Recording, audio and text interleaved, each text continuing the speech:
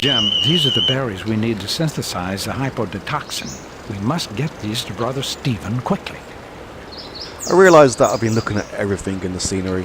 That's not really so important. I'll try and restrict it to the points of interest mainly.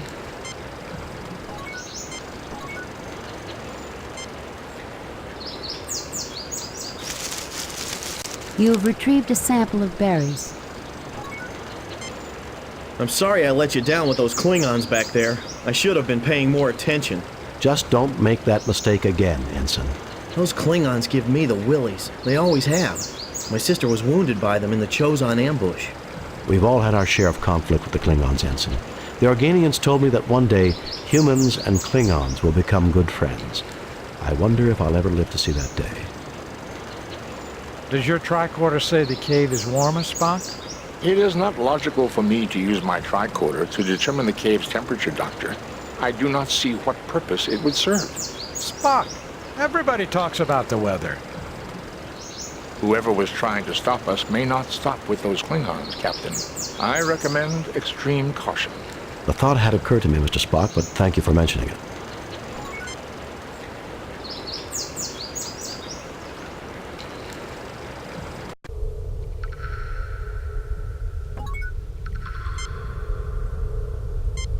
Captain, there are several weak points in the cave-in's structure. Careful use of our phasers from the top down should be able to clear it. That's the kind of clue that we were looking for. I believe if you shoot it in the wrong order, well, you have to shoot 4 different points. And if you shoot them in the wrong order, I believe that the... I'll show you in a second, I won't spoil it. Assume firing positions.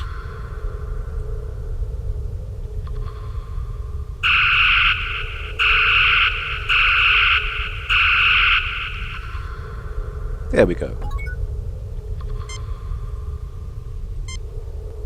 This man is badly hurt and suffering from shock and exposure as well. Yes, I believe if you shoot it in the wrong order, then this gentleman here, well, I think he dies. It was a near thing, but he'll live.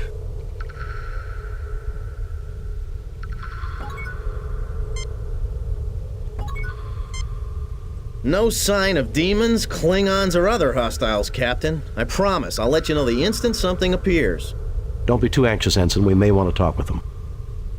I recommend as thorough an analysis of this area as possible.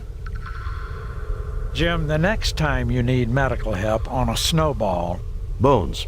I'll probably end up coming along. Oh, thank you, kind souls, for saving my life.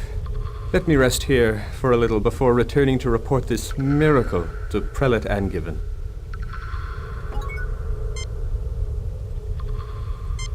Fascinating, Captain. This door is made of an unknown material. It is clearly built by an alien race we have no knowledge of. It appears to be a security lock designed to open the door when the correct handprint is registered. Oh, we do have a hand.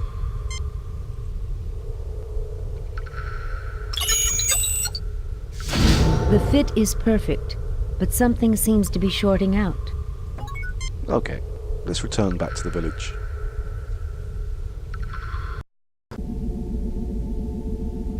And just like in previous games I've played through, I will resort to jump cutting straight to locations, as we've already seen the ones we passed through. Good! You have found the berries. Bring them to my lab, quickly.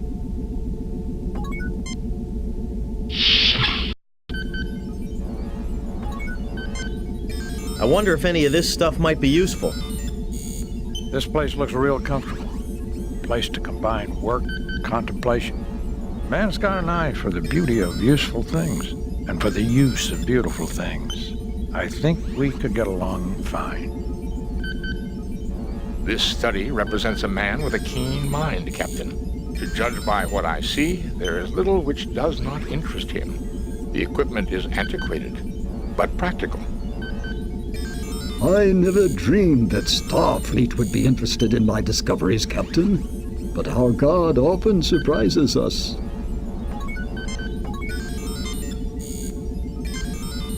The settings on the Ardak 4 have already been adjusted. Simply place the berry in the machine and the hypoditoxin will be synthesized. I believe this is the Ardak 4. The machine synthesizes a quantity of hypoditoxin. We've got to get this to Brother Chubb as quickly as possible, Jim. Yes, sir.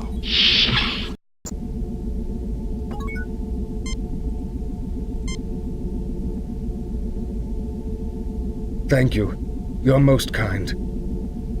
Wait, how did he beat us there and back?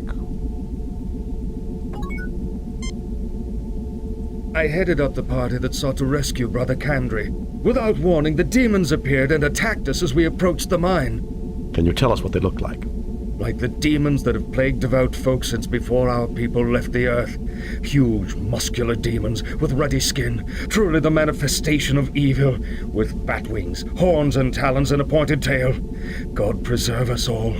One tore open my arm and I surely would have perished, but for my companions who bore me back down the mountain. The demons didn't follow you? No. I am Brother Griznash. I went up the mountainside in solitary prayer, seeking to face my fears. Indeed, I found them. A bellowing Krognik demon with sharp teeth and a long snout descended upon me in a rush of wind. Captain, a Krognik demon has a decidedly wolfish appearance. Brother Griznash, is this not the traditional shape of the Evil One and his minions among Tellarites? It is. I believe this may be significant, Captain. I am Brother Stephen, an Ignatiate following the holy teachings with mind and soul alike. I believe the anomalous mineral readings in combination with evidence of ancient disturbances in this otherwise highly stable geologic location indicates previous habitation of the region eons ago. Why, Spock, you two should get along fine. He sounds just like you. I would be equally honored to discuss medicine with you, Doctor, as science with your Vulcan associate. Let me continue. I believe our God made humans, aliens, and demons all. If I could get a real demon into my study, I would bless our God for the opportunity, as I thank him for everything in this life.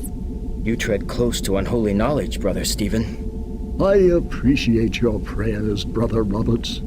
Captain, if you and your people go up the mountain, I hope afterward you will visit me in my study, which is next door. I'm too old to make the trek myself, but I'm eager for knowledge. In return, I will offer you what insights our God grants these old eyes.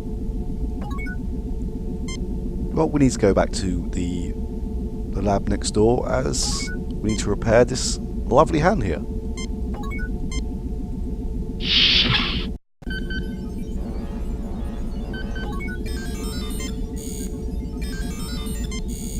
What a fascinating piece of equipment. Highly advanced technology. You see here, it seems to have been damaged, however. Take it to my workbench and let's see if it can be repaired. I fear my hands are too shaky to perform such fine work, but perhaps one of you can do it. Mr. Spock, see what you can do about that hand.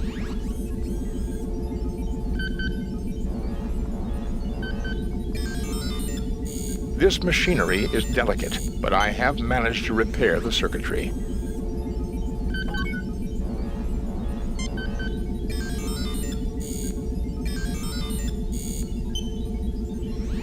Captain, this appears to be a model of the Earth. Okay, we've already looked at that. I never dreamed that Starfleet would be interested in my discoveries, Captain. But our God often surprises us. You are interested in my little museum of curiosities? Looks like a pile of junk if you ask me. Yes, tell us about these things. Where did you find all this? Looks like a pile of junk if you... Yes, tell us about these things. I enjoy talking about these treasures. Shall I go into mineral specimens? True curiosities, nothing more. I think they're very pretty, don't you? Shall I go into mineral specimens? Meteorite.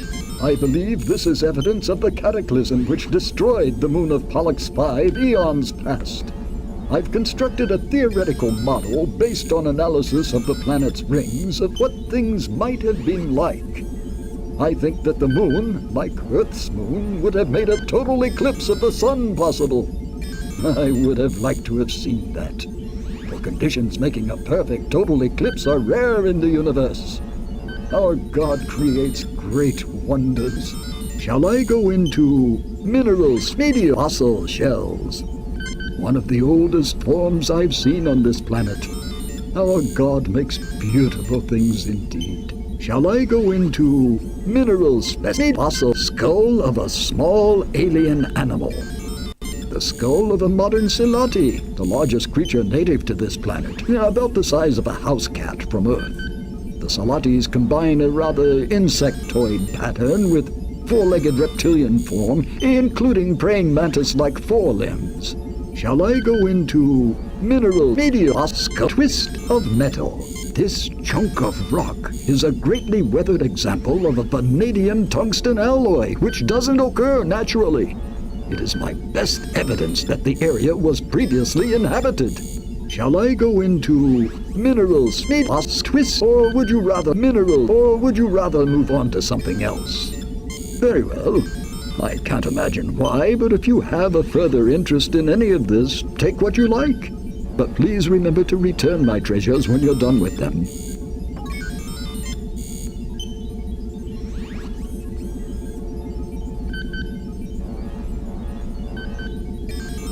We only actually need 2 of these objects, and to save time, I'm just going to take them both with us.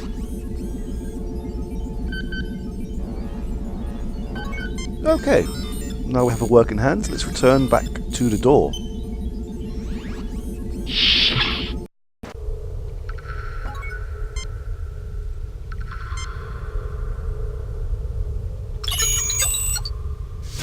The hand's circuitry triggers a connection and the door opens.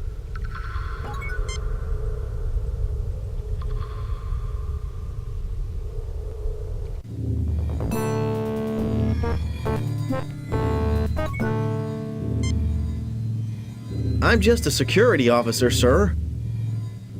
Logically, the machinery is sustaining some type of life in suspended animation. If we can reactivate the machines, then we may be able to meet its creators.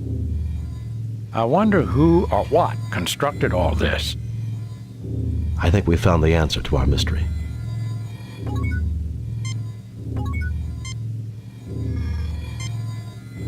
Fascinating, Captain. It is a diagram of a lunar eclipse of this planet. See how the red sphere, the moon, is casting a shadow on the blue sphere, Pollux 5.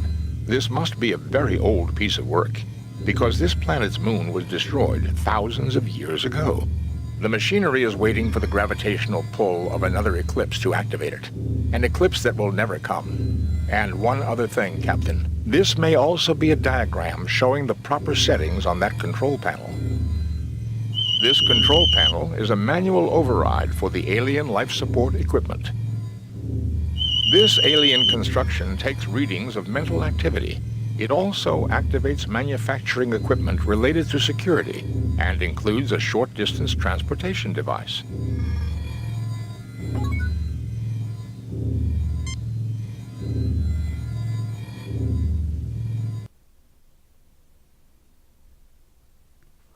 I'm not too sure if there's any clues for this, unless I've missed them, but the object is we need to get these lights down to 1 bar each.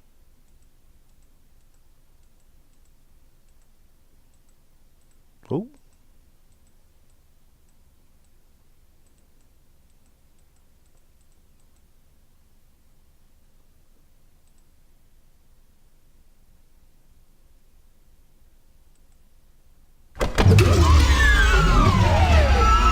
Welcome to our home. Thank you for repairing our somnambutron. Stop. You're trespassing on Federation territory. I welcome you on behalf of the United Federation of Planets. Who are you? Where you come from? We did fix your machine. Can we write the repair bill off against rent on this land? Stop. I welcome you on behalf... We call ourselves Nowians. Thousands of years ago, we saw that meteor impacts were going to cause an ice age. We created this huge underground shelter to preserve our race, keeping us in suspended animation until the planet had recovered. We programmed the machinery to revive us at the next eclipse, but we did not count on the destruction of our moon. Some advanced civilization. Perhaps you can tell us about the demons. Some advanced civilization. Perhaps you can tell us about the demons. Yeah, we've got to try and be as diplomatic as we can be. The demons, as you call them, are created by a machine designed to keep intruders away from our sleep chambers. It pulls from the minds of any approaching creature their most feared enemy and produces replicas to scare them away. For you and your crew, it was Klingons. For the Tellarites, a wolf demon. And for the other humans, a demon from their religion. On behalf of my people, thank you for waking us. I will turn off the machinery which creates our guardians, so that they no longer bedevil those with whom we now share our home. Oh, woe! Alas! The key is missing. I can do nothing. Even we will suffer the attacks of our own guardians unless the key can be found. I implore you, if you can help, please do so. Jim, think about that skull we picked up from Brother Stephen. Now look at this alien. See the resemblance? Thank you for that clue, Bones. A child? No, I see many differences. This must be what our people who did not slumber have become. Still, I would like to see these remains properly interred, according to the precepts of our religion. May I keep this? Of course, I think you will get along well with the Pollux inhabitants, and I'm sure you will have interesting theological discussions. I think I should return it to where I got it from. No, I want to keep it as a memento for myself. Of course, I think you will get along well with the Pollux inhabitants, and I'm sure you will have interesting Oh, okay, that's it. Well, there's only one thing left to do. I will see you again for episode 2 soon. You found the key. I can now turn off the machinery creating our guardians, and no more sentience shall be at risk. Surely the Holy One smiles upon us all. I have no way to thank you, Captain, but please carry this request from my people to yours. We have much ancient knowledge we can share, and we would like to join your Federation. Go in peace. I will be glad to accept your application to the Federation. We shall have a diplomatic envoy sent to make the final arrangements. We look forward to meeting them. We also look forward to having discourse with the colonists. Farewell. May the Holy One bless you. Live long and prosper. Kirk to Enterprise. Beam us up, Mr. Scott.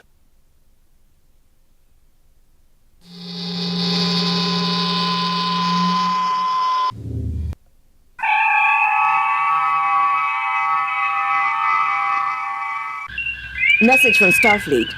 On screen, Lieutenant.